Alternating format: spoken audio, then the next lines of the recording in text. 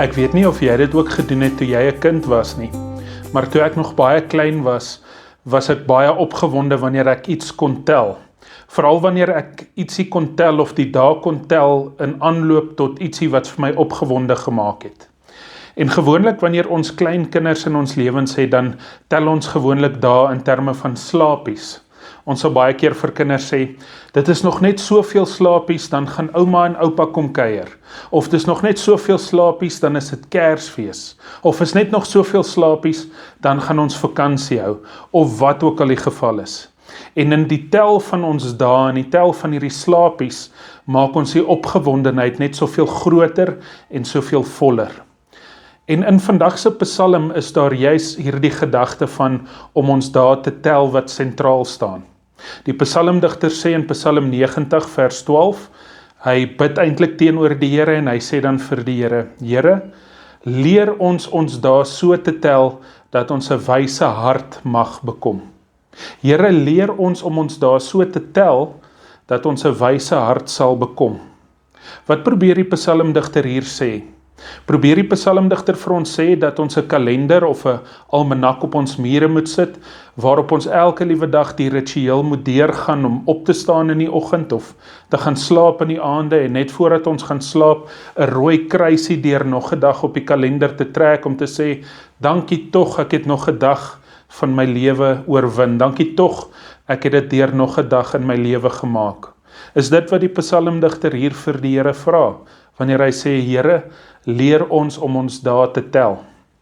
Ek dink nie dit is wat die psalmdigter probeer sê nie. Ek dink die psalmdigter probeer vir ons nie te leer om ons dae te tel nie, maar om ons te leer om ons dae te laat tel. Ons lewens is so verskriklik kort. En as jy my nie glo nie, vra vir enige ouer persoon en hulle sal vinnig vir jou kan vertel hoe kort die lewe werklik is. Dit is iets wat ek en jy van bewus is. En elke liewe dag gaan verskriklik vinnig by ons verby. En die vraag is, laat ons dae tel?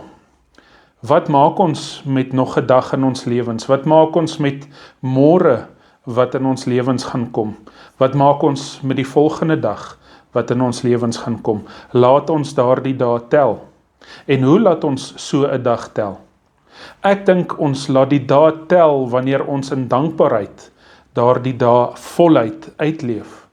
Wanneer 'n dag net nog 'n dag in ons lewens is, wanneer ons nie dankbaar is vir nog 'n dag in ons lewe nie, dan maak ons nie eintlik daardie dag tel nie, dan is die dae eintlik maar soos 'n kalender op 'n muur, wat ons elke liewe dag 'n kruisie kan deurtrek en sê, dankie tog, nog 'n dag is verby. Maar om ons dae te laat tel is ietsie anders. Om ons dae te laat tel is eintlik om met nuwe oë na elke liewe dag in ons lewe te kyk, om deur die bril van dankbaarheid na elke liewe dag in ons lewe te kyk en te kan sê, Here, dankie vir hierdie dag, want hierdie dag gaan wees of was 'n geskenk vir my gewees. En Here, dankie vir die geleenthede wat in hierdie dag oor my pad gekom het. Dit is wanneer ons die dae laat tel en nie bloot net die dae aftel nie. Maar hoe maak ons ook die dae tel? Die moderne wêreld sal vir ons dikwels sê dat ons dae net tel wanneer dit produktiewe dae is, wanneer ons produksie hoog is, wanneer ons uitsette hoog is en wanneer ons ietsie bereik het in daardie dag. Dit is al wanneer ons dae kan tel. Wanneer daai dag ergens op 'n lynitem in 'n begroting kan wees, of wanneer daardie dag ergens op 'n balansstaat kan verskyn, dan was dit 'n dag wat getel het.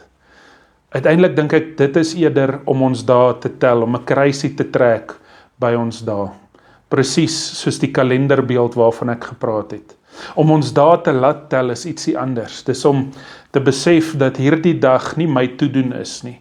En dat hierdie dag nie noodwendig vol produktiwiteit hoef te wees om te tel nie, maar dat hierdie dag tel omdat die Here dit vir my gegee het as 'n gawe.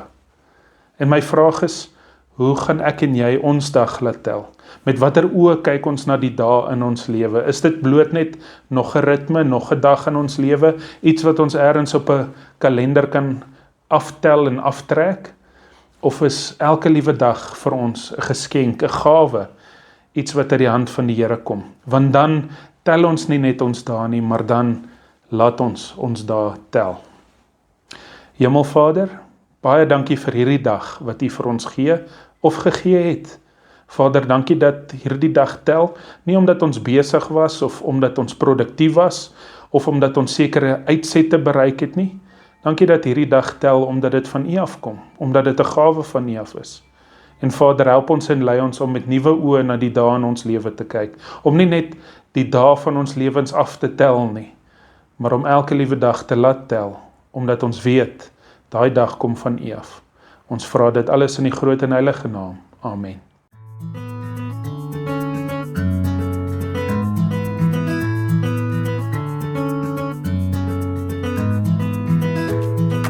Ek wil jou gou vertel van 'n opwindende ding wat binnekort by ons gemeente gaan gebeur.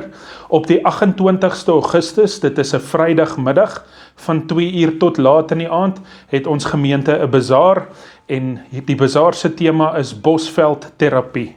Want ons almal weet, daar is geen terapie wat so goed is soos 'n bosveldterapie nie. Veral wanneer jy die geleentheid het om in 'n vuur te kyk en naby in die natuur en aan die Here te kan kom nie.